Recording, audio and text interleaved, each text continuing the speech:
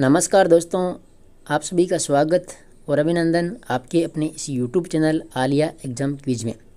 साथियों, जो संस्कृत शिक्षा विभाग द्वितीय श्रेणी अध्यापक को लेकर के कलाम एकेडमी माइनर टेस्ट पेपरों का आयोजन करवा रही है। इसमें से जीके के अंदर अपन ने माइनर टेस्ट पेपर 1 व 2 पहले देख लिया था, पूरा यूट्यूब पर सॉल्यूशन है। और ये माइनर टेस्ट पेपर तीसरा है, ठीक है, जीके का। और ये आयोजित हुआ था 8 सितंबर 2024 को। इससे पहले की जो क्लास डाली थी मैंने, जिसके अंदर माइनर टेस्ट पेपर 3 सामाजिक विज्ञान का डाला था, वो भी आप देख लेना। इसकी पीडीएफ फाइल के लिए आप टेलीग्राम ज्वाइन करके रखना, क्योंकि पीडीएफ आपको मिलेगी टेलीग्राम पर और सॉल्यूशन आपको मिलता है यूट्यूब पर। तो आप चैनल को भी सब्सक्राइब कर लेना। जितने भी कलाम एकेडमी पेपर करवाएगी यहाँ पर आपको उपलब्ध हो जाएंगे, तो चैनल को आप सब्सक्राइब करके नोटिफिकेशन ऑन कर लेना, ठीक है। करते हैं इस पेपर की शुरुआत। देखिए, माइनर टेस्ट पेपर तीसरा है साथियों यहाँ पर, ठीक है। संस्कृत शिक्षा विभाग द्वितीय श्रेणी अध्यापक। इसमें 100 प्रश्न हैं, जो कि आपके 200 अंक के होंगे।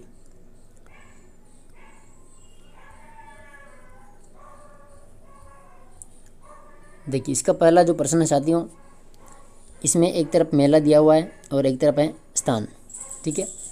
पहला इसमें दिया है कि गंगा दशहरा मेला, तो ये कामा भरतपुर के अंदर आयोजित होता है। फूल डोल जो मेला है साथियों, ये भीलवाड़ा में पड़ता है, ठीक है। कल्पवृक्ष जो मेला है, कल्पवृक्ष मेला कहाँ पर आयोजित होता है, तो ये मांगल्यावास में होता है। और गोगा जी का मेला नौहर हनुमानगढ़ के अंदर होता है। तो यहाँ पर जो 1, 4, 3 और 2 आंसर हो जाएगा, ठीक है। 1, 4, 3 और 2, यानी आप कह सकते हैं यहाँ पर ऑप्शन नंबर तीसरा, ठीक है। प्रश्न नंबर दूसरा साथियों, कार्तिक पूर्णिमा को कपिल धारा मेले का आयोजन कहाँ होता है, तो कार्तिक पूर्णिमा को ये कपिल धारा का मेला 12 के अंदर आयोजित होता है, ठीक है, 12। तीसरा प्रश्न, निम्नलिखित में से भाद्रपद शुक्ल अष्टमी को आयोजित होने वाला मेलों का सही समुच्चय है। भाद्रपद शुक्ल अष्टमी को, तो यहाँ पर राइट आंसर कौन सा है, ऑप्शन नंबर दूसरा, ठीक है, स्वाई भोज मेला, तीर्थराज मेला, ठीक है। ऑप्शन नंबर 2 इसमें राइट आंसर हो जाएगा तीसरा प्रश्न के अंदर। इसके बाद देखिए प्रश्न नंबर 4 है, गलियाकोट का उर्स डूंगरपुर के संदर्भ में निम्न वक्तव्यों पर विचार कर सत्यकूट की पहचान करें। इसमें देखिए, डूंगरपुर जिले के गलियाकोट कस्बे में संत सैयद फखरुद्दीन मजार पर यह मेला बढ़ता है, तो यह कथन तो यहाँ पर सही साथियों। दूसरा है कि मुहर्रम माह की 27वीं तारीख को यहाँ उर्स का आयोजन होता है, तो ये कथन भी सही है। इसे गरीब नवाज का उर्स भी कहा जाता है, तो ये इसमें गलत है, ठीक है। तो प्रश्न नंबर 4 में 1 व 2 ऑप्शन नंबर पहला सत्य है। प्रश्न नंबर 5 है, देखिए पेपर कोई प्रश्न जो है पेपर के अंदर वो कम दिख रहे हैं, तो बिल्कुल आप अंग्रेजी के अंदर भी इधर देख सकते हैं, और मैं आपको बोल के बता ही रहा हूँ, तो आप ध्यान लगाकर सुनिएगा जरूर, ठीक है। 5वां प्रश्न है, निम्नलिखित में से सही सुमेलित युगम की पहचान करें। सही पूछा यहाँ पर। इसमें दिया श्री रामदेव जी पशु मेला रामदेवरा जैसलमेर, श्री बलवंत पशु मेला मेड़ता नागौर, जसवंत पशु मेला अलवर, श्री शिवरात्रि पशु मेला झालरापाटन झालावाड़। तो यहाँ पर पूछा है सही सुमेलित कौन सा है, तो यहाँ पर सही सुमेलित जो है श्री बलदेव पशु मेला मेड़ता नागौर, ठीक है। श्री बलदेव पशु मेला नागौर के अंदर आयोजित होता है, मेड़ता के अंदर, तो ये इसमें सही है। बाकी आप जो 3 बचे उनके कमेंट में बताइए कौन कौन से आएंगे इसमें।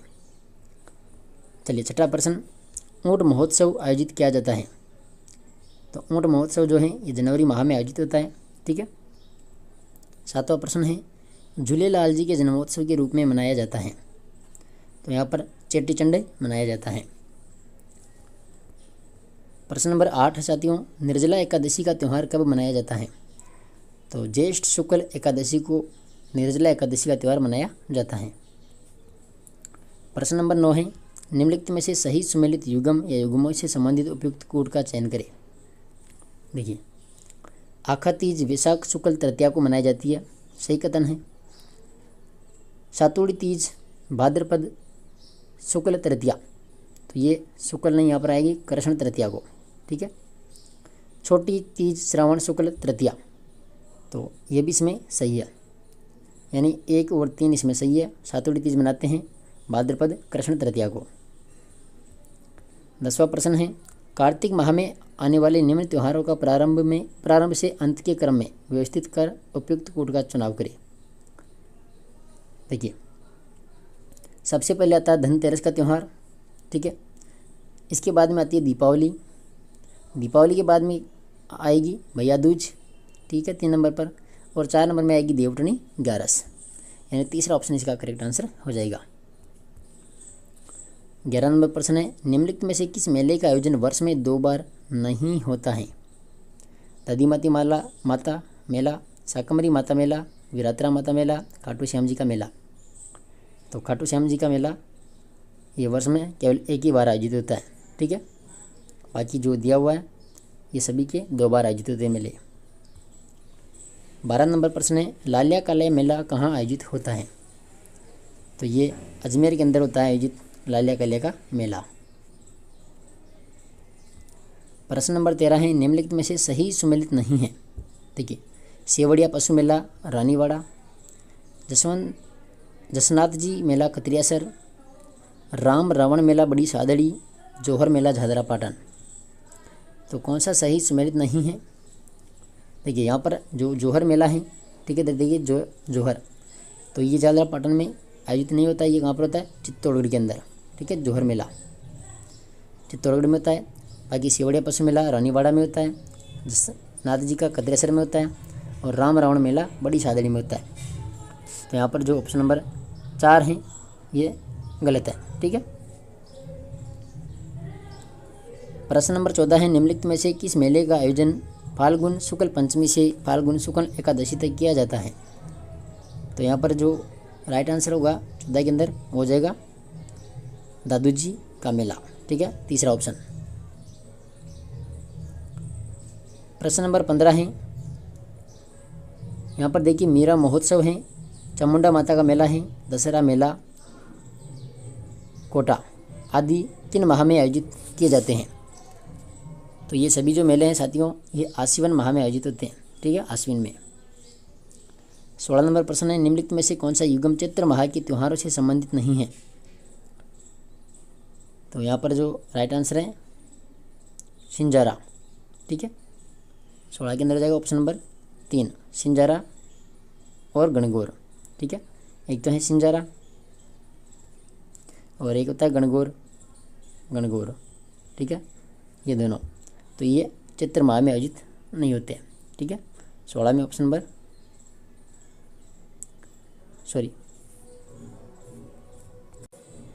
देखिए इसका राइट आंसर होगा ऑप्शन नंबर 3, ठीक है, महाशिवरात्रि और तिलचौथ, ठीक है। तिलचौथ आती माघ चतुर्थी में, महाशिवरात्रि और तिलचौथ। यहाँ पर पूछा चैत्र माह, तो इसमें जाएगा ऑप्शन नंबर 3, ठीक है, ध्यान वापस देना, तीसरा ऑप्शन। बाकी सिंजारा और गणगौर भी चैत्र माह में आती है। चलिए 17 नंबर प्रश्न देखिए, ईसा मसीह के पुनर्जीवित होने के उपलक्ष्य में कौन सा पर्व मनाया जाता है? तो 17 के अंदर हो जाएगा यहाँ पर ईस्टर डे, ठीक है, ईस्टर। 18 नंबर प्रश्न है, निम्नलिखित में से कौन सा पर्व पारसियों से संबंधित है? तो यहाँ पर हो जाएगा नवरोज। चलिए 19 नंबर प्रश्न है, यम द्वितीया त्यौहार मनाया जाता है? तो यहाँ पर राइट आंसर है कार्तिक शुक्ल द्वितीया को। 20 नंबर प्रश्न, निम्नलिखित में से सही सुमेलित युगम की पहचान करें? तो 20 के अंदर देखिए सही सुमेलित यहाँ पर नाग पंचमी श्रवण कृष्ण पंचमी को, ठीक है, ये सही है। बाकी निडर नवमी आती है, जो ये आती है कब? कृष्ण पक्ष में आती है, ठीक है, यहाँ पर श्रवण कृष्ण नवमी को। और हरियाली अमावस्या ये आती है यहाँ पर आ जाएगी, ज्येष्ठ नहीं आएगी, आ जाएगी श्रावण माह में, ठीक है, श्रावण माह में आएगी हरियाली अमावस्या। सिंजरा का जो त्यौहार है तो ये आता है कृष्ण और शुक्ल द्वितीया को, ठीक है, यहाँ पर आ जाएगा शुक्ल द्वितीया को। तो यहाँ पर तीसरा ऑप्शन इसमें सही है, ठीक है। प्रश्न नंबर 21 है, तीज त्योहारा बावड़ी ले डूबी गणगौर, ठीक है। 22 नंबर एक तरफ उत्सव है, एक तरफ है स्थान। तो 22 में इसको सम्मिलित करना है। देखिए लठमार होली, ये महावीर जी कलोली की प्रसिद्ध है लठमार होली। कोड़ा मार होली बिनाई अजमेर की है। पत्थर मार होली है ये आगोरा बाड़मेर की। और भगोरिया जो होली है ये दक्षिणी राजस्थान आदिवासी क्षेत्र की है। ठीक है, तो 22 में 3, 2, 1 और 4, ऑप्शन नंबर दूसरा। 23 नंबर प्रश्न है, किस दिन चंद्रमा 16 कलाओं से परिपूर्ण माना जाता है? तो यहाँ पर जाएगा आश्विन पूर्णिमा को, ऑप्शन नंबर 2। ठीक है, 24 नंबर प्रश्न है, श्राद्ध पक्ष मनाया जाता है? तो ये भाद्रपद पूर्णिमा से आश्विन अमावस्या तक श्राद्ध पक्ष लगता है। ठीक है, दूसरा ऑप्शन। 25 नंबर प्रश्न है, करणी माता के संदर्भ में निम्न में से असत्य कथन की पहचान करें। देखिए करणी माता मंदिर में सफेद चूहे काबा कहलाते हैं। देशनोक में स्थित इनके मुख्य मंदिर का निर्माण सेठ चांदमल ठंडारी के द्वारा करवाया गया था। करणी माता जैसलमेर की भाटी राजपूतों की कुलदेवी नहीं है, यह है चारणों की कुलदेवी। किसकी है? चारणों की, चारण जाति की। देशनोक स्थित मुख्य मंदिर के निकट ही तेमर राय देवी का मंदिर भी है। तो इसमें जो तीसरा ऑप्शन है ये असत्य है। ठीक है, 26 नंबर प्रश्न साथियों, शीतला माता मंदिर के संदर्भ में निम्न में से असंगत युगम की पहचान करें। शीतला माता, तो यहाँ पर देखिए ऑप्शन नंबर तीसरा है। ये जो मधुमक्खियों की देवी है साथियों, ये होती है जीण माता। जीण माता को कहते हैं मधुमक्खियों की देवी। तो ठीक है, शीतला माता को चेचक की देवी भी कहते हैं, ये इसके उपनाम है चेचक की देवी। 27 नंबर प्रश्न है, निम्नलिखित में से सही सुमेलित युगम की पहचान करें। तो सही कौन सा है यहाँ पर? शाकंभरी माता खंडेल वालों की कुल देवी है। बाकी आप बताना आई माता, नागणी जी माता और सोमंगी माता ये किनकी कुल देवी है, ये आप कमेंट के माध्यम से बताना। 28 नंबर प्रश्न, सूची 1 में मंदिर है और सूची 2 में है स्थान। तो इसको करना है सुमेलित। देखिए अंबिका माता जगत उदयपुर, बाण माता जो हैं चित्तौड़गढ़ दुर्ग, सुगाली माता आवापाली और हिंगलाज माता लोदरवा जैसलमेर। तो इसका राइट आंसर कौन सा जाएगा? Option number 4। क्वेश्चन नंबर 29 है, थार की वैष्णो देवी के उपनाम से किस लोक देवी को जाना जाता है? थार की वैष्णो देवी, तो 29 के अंदर जाएगा तन्नौट माता। ठीक है, जैसलमेर। क्वेश्चन नंबर 30 है, आई माता के संदर्भ में निम्न कथनों पर विचार करें। देखिए इनके मंदिर को दरगाह व समाधि स्थल को बडेर कहते हैं, सही है। नवदुर्गा का अवतार ये देवी रामदेव की शिष्या थी, तो ये भी सही है, यानी 1 व 2 दोनों सत्य हैं। 31 नंबर क्वेश्चन है, तेजाजी के बारे में असम्मिलित युगम की पहचान करें। देखिए जन्मस्थल खड़दाल नागौर, सही है। मेला भाद्रपद शुक्ल दशमी को आयोजित होता है। इसकी पत्नी का नाम था पेमल। क्या था? पेमल। कमलादि नहीं था, पेमल। मृत्यु स्थल सुरसरा किशनगढ़, तो यहाँ पर तीसरा ऑप्शन असत्य है। ठीक है, 32 नंबर है, प्रथम लोक देवता दिन पर केंद्र सरकार के द्वारा 2011 में 5 रुपये का डाक टिकट जारी किया गया था। तो कौन से लोक देवता थे वो? देवनारायण जी। प्रश्न नंबर 33 है, मेहाजी मंगले के बारे में निम्न वक्तव्यों पर विचार करें। देखिए ये राव चूड़ासी चूड़ा के समकालीन थे और इनका मुख्य मंदिर बापणी जोधपुर में स्थित है। ठीक है, 1 व 2 इसमें सत्य हैं। इन्हें गुजरात में बाधित खत्री के रूप में पूजा जाता है, तो ये इसमें गलत है। ठीक है, 33 के अंदर 1 व 2, ऑप्शन नंबर पहला। चलिए अगला प्रश्न देखिए 34 नंबर, रामदेव जी की वेली किसके द्वारा रचित ग्रंथ हैं? तो ये हजी वाटी के द्वारा। 35 नंबर है, निम्न में से कौन से लोक देवता बाएं तरफ झुकी पगड़ी के लिए प्रसिद्ध हैं? तो यहाँ पर जाएगा पाबू जी। 36 नंबर है, वह लोक देवता जिसका कोई मंदिर या मूर्ति नहीं होती बल्कि लकड़ी का एक विशिष्ट कलात्मक तोरण होता है, जिसे गांव के बाहर मुख्य मार्ग पर प्रतिस्थापित किया जाता है, तो वो कहलाता है मामादेव। 37 नंबर है, निम्नलिखित में से सबसे प्राचीन तिथि युक्त मंदिर कौन सा है? तो यहाँ पर जाएगा झालरापाटन का शीतलेश्वर महादेव मंदिर।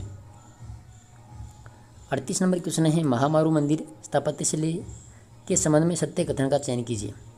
देखिए 38 में गुज्जर प्रतिहार द्वारा इस शैली का विकास राजस्थान में 8वीं शताब्दी में किया गया था, सही है। इसके बाद में दूसरा है कि इस शैली में निर्मित सबसे प्राचीन मंदिर रणकपुर का पार्श्वनाथ मंदिर है, नहीं। इस शैली में निर्मित मंदिर शिल्प पर गुजरात का प्रभाव दिखाई देता है, तो ये भी सही है। ठीक है, 1 व 3 इसमें सही है। ऑप्शन नंबर तीसरा 38 के अंदर। 39 नंबर, एक तरफ मंदिर है एक तरफ है स्थान। देखिए, कालिका माता का मंदिर कहाँ पर? चित्तौड़गढ़ में है। रणछोड़ जी का मंदिर है बाड़मेर के अंदर। दधी माता ये नागौर के अंदर है। और हरिहर मंदिर है जोधपुर के अंदर। ठीक है, तो यहाँ पर आ जाएगा ऑप्शन नंबर 4। 3 1 4 2। ठीक है, 4। 10 नंबर प्रश्न देखिए, निम्नलिखित में से भूमिज शैली में निर्मित मंदिर नहीं है। देखिए, सेवाड़ी का जैन मंदिर और बंड देवरा का मंदिर है भूमिज शैली के अंदर। बाकी नीलकंठेश्वर महादेव मंदिर और ओसिया का सूर्य मंदिर ये दोनों नागर शैली के मंदिर है। कौन शैली के है ये? नागर के। तो इसमें 3 और 4 आ जाएगा गलत। ठीक है, ऑप्शन नंबर तीसरा।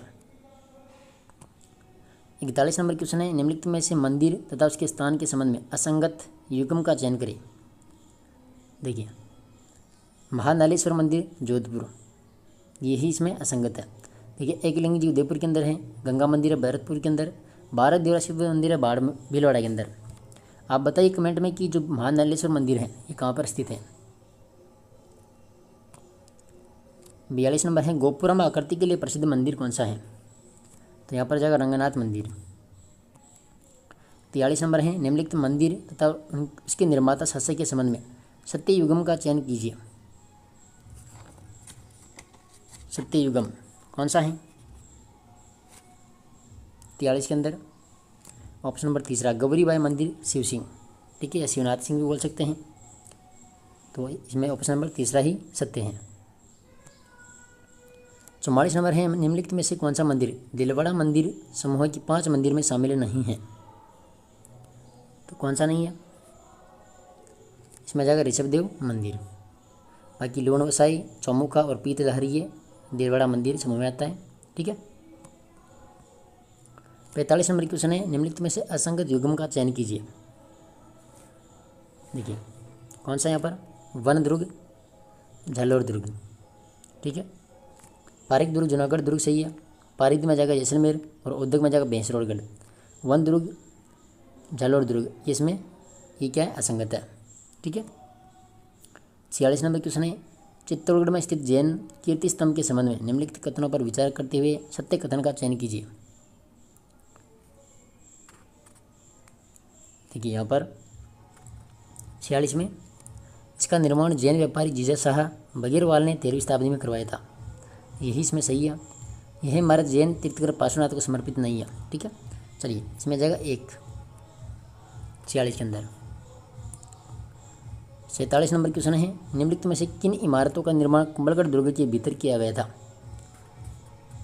तो यहाँ पर झालदी रानी का मालिया, बादल महल, बमाशाह हवेली, उड़ना राजकुमार छतरी सभी का निर्माण कहाँ पर हुआ था? कुंभलगढ़ दुर्ग में। ठीक है, तो इसमें जाएगा 1 2 3 4 ऑप्शन नंबर चौथा। 48 नंबर क्वेश्चन है, हमीर की कचहरी किस दुर्ग में स्थित है? तो राइट आंसर है रणथंभौर में। क्वेश्चन नंबर 49 है, एक तरफ महल एक तरफ स्थिति। देखिए, जोगी महल कहाँ पर है? यह जाएगा रणथंभौर में। एक थंबिया महल कहाँ पर है? डूंगरपुर के अंदर। और एक थंबा महल ये है जोधपुर में। और अबेड़ा महल कोटा के अंदर। ठीक है, तो कौन सा होगा इसमें? दूसरा। 3 1 2 4। 50 नंबर है, जमजमा कड़क बिजली मीरबख्श तोपे किस दुर्ग में स्थित है? तो यह आ जाएगा मेहरानगढ़ दुर्ग जोधपुर में। चलिए 51 नंबर प्रश्न है, निम्नलिखित में से किस राजमहल को कर्नल जेम्स टोड ने सभी रजवाड़ों के राजमहलों में सबसे श्रेष्ठ बताया था? तो यहाँ पर हो जाएगा बूंदी के महल। क्वेश्चन नंबर 52 है, घूंघट गुगड़ी तथा बांद्रा बुर्ज किस दुर्ग से संबंधित हैं? तो यह जाएगा तारागढ़ में। ठीक है, 53 नंबर है, कुंभलगढ़ दुर्ग के संबंध में सत्य कथन का चयन कीजिए।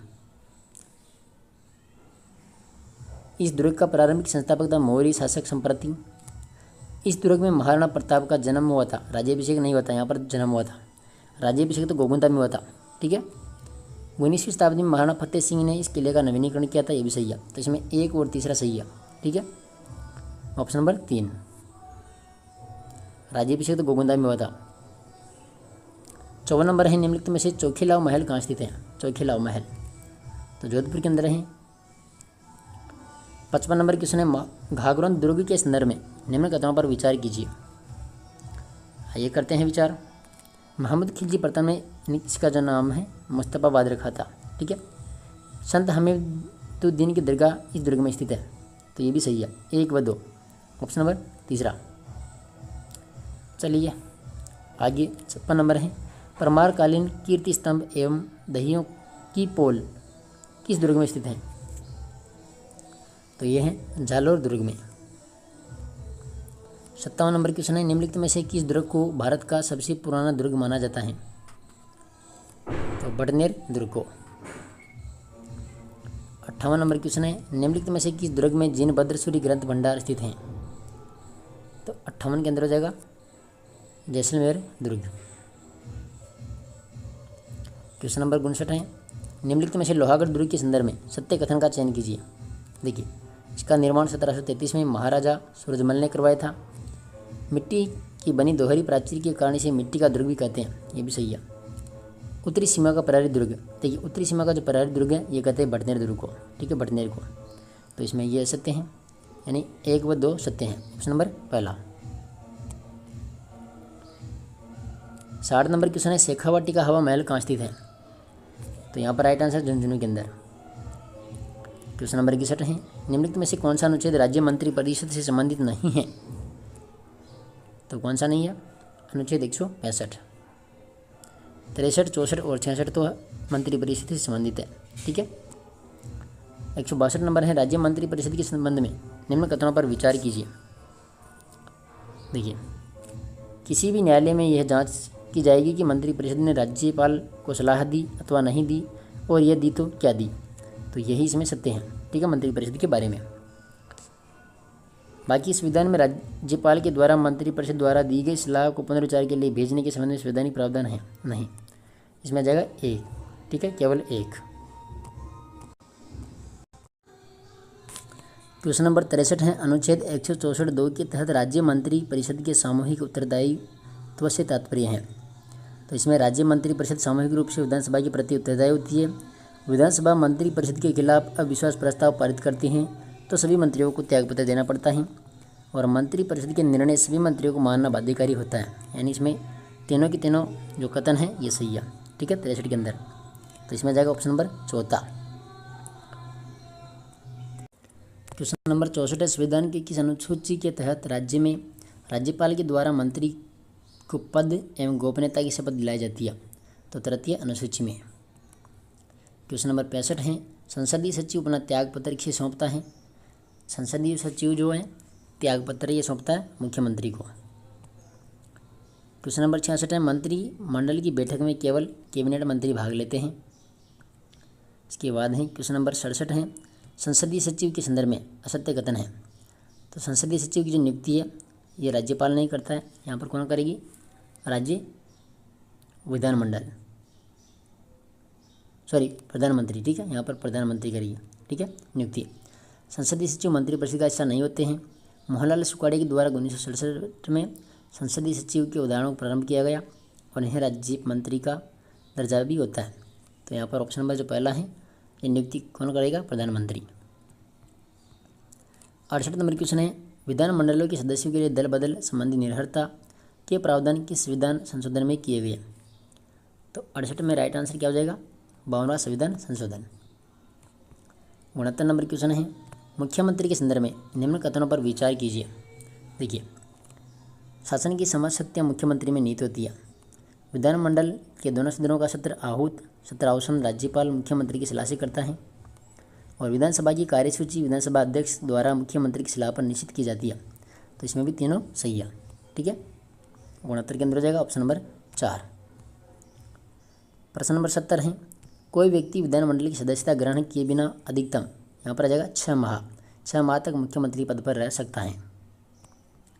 71 नंबर क्वेश्चन है, निम्नलिखित में से ऐसे मुख्यमंत्री जो पद ग्रहण के समय राजस्थान विधानसभा के सदस्य नहीं थे? तो इसमें जाएगा जगन्नाथ पहाड़िया, हरिदेव जोशी और भैरव सिंह शेखावत।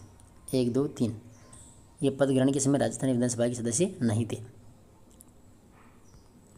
इसके बाद क्वेश्चन नंबर 72 है, देखिए मुख्यमंत्री के संदर्भ में निम्न युग्मों पर विचार कीजिए। अनुच्छेद और प्रावधान। देखिए अनुच्छेद 164(1) में नियुक्तियाँ, ठीक है। अनुच्छेद 164 जो 3 है इसमें शपथ। अनुच्छेद 166 में कार्य संचालन है। अनुच्छेद 163 में स्वविवेकीय शक्तियाँ आती है, ठीक है, स्वविवेकीय शक्तियाँ। यहाँ पर पूछ रहा है कि उपयोग में कितने युग्म सम्मिलित हैं, तो यहाँ पर केवल 2 युग्म, ठीक है, ऑप्शन नंबर दूसरा। 73 नंबर क्वेश्चन है, मुख्यमंत्री के संदर्भ में असत्य कथन का चयन कीजिए। मुख्यमंत्री मंत्री के लिए निर्धारित प्रावधान के अनुरूप शपथ ग्रहण करता है, सही है। संविधान में कार्यवाहक मुख्यमंत्री का उल्लेख नहीं है, ये भी सही है। मुख्यमंत्री की वेतन भत्ते राज्यपाल द्वारा निर्धारित नहीं किए जाते, ये किसके द्वारा किए जाते हैं? राज्य विधानमंडल के द्वारा, राज्य विधानमंडल, ठीक है, विधानमंडल ये करती है निर्धारित। और मुख्यमंत्री का कार्यकाल अनिश्चित होता है, ठीक है, ये भी सही है। तो ऑप्शन नंबर जो तीसरा है ये इसमें असत्य है, ठीक है, 73 के अंदर 3। चलिए क्वेश्चन नंबर 74, निम्नलिखित में से मुख्यमंत्री के अतिरिक्त पदभार में शामिल नहीं है, तो यहाँ पर राज्य पर्यटन सलाहकार समिति का सदस्य इसमें शामिल नहीं है। क्वेश्चन नंबर 75, देखिए सूची 1 सूची 2, सर्वाधिक कार्यकाल वाले मुख्यमंत्री कौन हैं? मोहनलाल सुखाड़िया। एकमात्र जो दलित मुख्यमंत्री हैं वह है यहाँ पर जगन्नाथ पहाड़िया। 3 बार मुख्यमंत्री पद की शपथ लेने वाले मुख्यमंत्री कौन हैं? हरिदेव जोशी। और न्यूनतम कार्यकाल वाले मुख्यमंत्री है हीरालाल देवपुरा। तो 75 में हो जाएगा ऑप्शन नंबर 1। 76 नंबर क्वेश्चन है, राजस्थान के ऐसे मुख्यमंत्री जो राज्य वित्त आयोग अध्यक्ष भी रहे हैं, तो यहाँ पर आ जाएगा हीरालाल देवपुरा। 77 नंबर है, राजस्थान की प्रथम महिला मुख्यमंत्री बनने वाली महिला थी, तो यहाँ पर कमला बेनीवाल। 78 नंबर क्वेश्चन है, राजस्थान की मंत्रिपरिषद में 91वें संविधान संशोधन 2003 के तहत मुख्यमंत्री सहित मंत्रियों की क्रमशः अधिकतम और न्यूनतम संख्या हो सकती है, तो यहाँ पर आ जाएगी 30 और 12। क्वेश्चन नंबर 79 है, निम्नलिखित में से राज्य सचिवालय के पदाधिकारियों का अवरोही क्रम, तो अवरोही क्रम यहाँ पर कौन सा हो जाएगा? ऑप्शन नंबर तीसरा। देखिए सबसे पहले प्रमुख शासन सचिव, इसके बाद में सचिव, फिर अनुभाग अधिकारी 3 नंबर में, और 4 नंबर में वरिष्ठ सहायक, ठीक है, तो तीसरा ऑप्शन इसमें राइट है। क्वेश्चन नंबर 80 है, सचिवालय के संदर्भ में निम्न कथनों पर विचार कीजिए। सचिवालय, तो सचिवालय के बारे में देखिए 80 के अंदर कि यह राज्य के संपूर्ण प्रशासन का नियंत्रण एवं निरीक्षण करता है, और सचिवालय के प्रत्येक विभाग का शासकीय प्रधान शासन सचिव होता है, तो इसमें दोनों के दोनों सत्य हैं, ठीक है, 1 व 2 दोनों। चलिए 81 नंबर क्वेश्चन, समिति आयोग और गठन वर्ष असम्मिलित पूछा है। देखिए सचिवालय पुनर्गठन समिति 1969, प्रशासनिक सुधार समिति 1992, हरिचंद्र माथुर समिति 1963, तीनों सही है। राज्य प्रशासन सुधार आयोग, तो ये जुलाई 1962, ठीक है, 1962, तो असम्मिलित है ऑप्शन नंबर 4, ठीक है, जुलाई 1962 आएगा इसमें। क्वेश्चन नंबर 82 है, राज्य के मुख्य सचिव का चयन किसके द्वारा किया जाता है? तो मुख्यमंत्री के द्वारा। क्वेश्चन नंबर 83 है, मुख्य सचिव के संदर्भ में निम्न कथनों पर विचार कीजिए। देखिए मुख्य सचिव राज्य शासन में प्रशासनिक दृष्टि से सर्वोच्च पद होता है मुख्य सचिव का, ठीक है, यह राज्य प्रशासन का मुख्य समन्वयक या मुख्यमंत्री का सलाहकार भी होता है, तो ये भी सही है, तो इसमें 1 व 2 दोनों सही है, ठीक है, तीसरा ऑप्शन।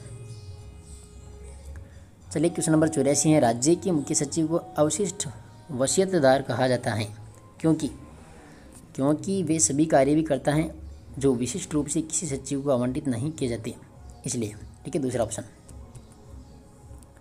क्वेश्चन नंबर 85 है, राज्य के ऐसे मुख्य सचिव जो राज्य के मुख्य सूचना आयुक्त भी रहे हैं, तो T Srinivasan, 4 number. 86 number question सम्मिलित करना है। देखिए न्यूनतम कार्यकाल वाले मुख्य सचिव हैं आर.डी. थापर। अनुसूचित जाति के प्रथम मुख्य सचिव निरंजन आर्य। प्रथम मुस्लिम मुख्य सचिव हैं सलाउद्दीन अहमद। राज्य के प्रथम व एकमात्र उप लोकायुक्त रहने वाले मुख्य सचिव कौन है? के.पी.यू. मेनन। तो इसमें सभी के सभी क्या है? सुमेलित है, ठीक है, 86 के अंदर हो जाएगा तीसरा ऑप्शन। चलिए अगला क्वेश्चन 87 नंबर है। निम्नलिखित युग्मों पर विचार कीजिए, मुख्य सचिव और मुख्यमंत्री। देखिए, श्रीमती कुशल सिंह, अशोक गहलोत, राजीव महर्षि, वसुंधरा राजे, भगवंत सिंह मेहता, मोहनलाल सुखाड़िया, सावंत दाल, उज्ज्वल, हरिदेव जोशी। कितने युग्म इसमें असम्मिलित हैं? केवल इसमें एक असम्मिलित है, ठीक है, बाकी 3 सही है। अब वो कौन सा है वो आप कमेंट में बताना। क्वेश्चन नंबर 88 है। राष्ट्रीय आपातकाल एवं राज्य में संवैधानिक तंत्र की विफलता पर राष्ट्रपति शासन की घोषणा के समय मंत्रिमंडल निष्क्रिय होने के बाद मुख्य सचिव की भूमिका होगी। तो यहाँ पर आ जाएगा राज्यपाल के सलाहकार के रूप में। क्वेश्चन नंबर 89 है। लोकसभा आम चुनाव 2024 के संबंध में निम्नलिखित कथनों पर विचार कीजिए। देखिए, इन चुनाव में राजस्थान का कुल मतदान प्रतिशत 62.10% रहा। इन चुनाव में राजस्थान से सर्वाधिक वोट प्रतिशत भारतीय जनता पार्टी ने प्राप्त किया। इन चुनाव में राजस्थान से 3 महिलाएं सांसद चुनी गई। तो ये तीनों सही है, यानी क्वेश्चन नंबर 89 के अंदर ऑप्शन नंबर कौन सा हो जाएगा? 4, ठीक है, 1, 2, 3। Question number 90। निम्न में से मुख्य सचिव के संदर्भ में असत्य कथन है। देखिए, कौन सा असत्य है? ऑप्शन नंबर तीसरा है कि सभी राज्यों के मुख्य सचिवों के वार्षिक सम्मेलन की अध्यक्षता राष्ट्रपति करता है। तो ये असम्मिलित है। मुख्य सचिव भारत सरकार एवं राज्य प्रशासन के मध्य शासकीय संवाद का औपचारिक चैनल है। मुख्य सचिव का कार्यकाल अनिश्चित होता है। मुख्य सचिव कार्मिक विभाग, प्रशासनिक सुधार एवं योजना विभाग का प्रशासनिक अध्यक्ष होता है, ठीक है, इसमें आ जाएगा ऑप्शन नंबर 3। 71 नंबर क्वेश्चन है। ई सचिवालय से संबंधित सेवाओं में शामिल नहीं है। तो यहाँ पर आ जाएगा गवर्नमेंट ऑफ सिटीजन, ठीक है, 4 नंबर। क्वेश्चन नंबर 52 में है। Swami Vivekananda scholarship for academic excellence योजना के संबंध में निम्नलिखित कथनों पर विचार कीजिए। देखिए, विचार करिए, विचार करने के लिए बोला ना। देखिए, इस योजना के अंतर्गत 8 लाख रुपए से कम आय वर्ग वाले विदेश में अध्ययनरत छात्रों को कोर्स अवधि के प्रथम वर्ष में प्रति माह 50,000 रुपये लिविंग एक्सपेंस के रूप में प्रदान किए जाते हैं। नहीं, गलत है ये कथन। इस योजना के अंतर्गत NFRM रैंकिंग में 150 रैंक तक सूचीबद्ध देश के शिक्षण संस्थानों में अध्ययन हेतु 200 छात्रों को छात्रवृत्ति प्रदान की जाती है, ठीक है, इसमें यह ऑप्शन नंबर दूसरा सही है इसमें, ठीक है, केवल 2। चलिए क्वेश्चन नंबर 93। भारतीय वायुसेना के द्वारा युद्धाभ्यास गगन शक्ति 2024 का आयोजन किस जिले में किया गया? तो इसका राइट आंसर है जैसलमेर में। देखिए, आपके लिए हम भी कड़ी मेहनत करते हैं। आप वीडियो को लाइक ज़रूर करें और अपने साथियों को भी शेयर ज़रूर करें। चैनल को भी आप सब्सक्राइब कर लेना, क्योंकि कलाम एकेडमी के सभी पेपर का आयोजन यहाँ पर आपको करवा दिया जाएगा। क्वेश्चन नंबर 94 है। राजस्थान में DRDO industry academic centre of excellence किस स्थान पर स्थापित किया गया है? तो IIT जोधपुर के अंदर। क्वेश्चन नंबर 95 है। 3 मई को न्यूयॉर्क में आयोजित संयुक्त राष्ट्र जनसंख्या व विकास आयोग UNCPD के वार्षिक सम्मेलन 2024 में राजस्थान की किस महिला सरपंच ने संबोधित किया? तो यहाँ पर आ जाएगा नीरू यादव, ठीक है। चलिए क्वेश्चन नंबर 96। 38वीं यूथ राष्ट्रीय बास्केटबॉल प्रतियोगिता में राजस्थान ने किस राज्य की टीम को हराकर खिताब जीता? तो यहाँ पर आ जाएगा पंजाब। क्वेश्चन नंबर 97 है। लोकसभा आम चुनाव 2024 में राजस्थान के किस लोकसभा निर्वाचन क्षेत्र में सबसे कम मतदान प्रतिशत रहा? तो राइट आंसर है करौली धौलपुर। क्वेश्चन नंबर 98 है। 26 अप्रैल 2024 को भारतीय सेना ने स्वदेशी डिलीवरी प्लेटफॉर्म का परीक्षण कहाँ पर किया गया था? तो ये Mahajan field firing range Bikaner के अंदर, ठीक है। चलिए question number 99। Roots of Rajasthan अभियान का मुख्य उद्देश्य है? तो यहाँ पर आ जाएगा राजस्थान में पर्यटन को बढ़ावा देना। और आज का जीके का प्रथम से लेकर के लास्ट प्रश्न तक देख लिया अपन ने। लास्ट प्रश्न है, आंध्र प्रदेश के केसी पुल्लैया फाउंडेशन द्वारा केसी पुल्लैया मेमोरियल नेशनल सेवा रत्न अवार्ड 2024 किसे प्रदान किया गया? तो इसका राइट आंसर है कृति भारती को, ठीक है, कृति भारती। तो ये 100% थे जो सेकंड ग्रेड कलाम एकेडमी माइनर टेस्ट पेपर 3 में पूछे गए हैं, ठीक है। तो जाते जाते वीडियो को लाइक कर देना और अपने साथियों से भी शेयर करना। पीडीएफ के लिए आप टेलीग्राम ज्वाइन कर लेना, आलिया एग्ज़ाम क्विज हैं, ठीक है। पीडीएफ आपको मिल जाएगी, आंसर की भी आपको मिल जाएगी, और रेगुलर स्टडी के लिए आप चैनल को भी सब्सक्राइब कर लेना। धन्यवाद। जय हिंद, जय भारत। पढ़ते रहिए और अपनी तैयारी में व्यस्त रहिए।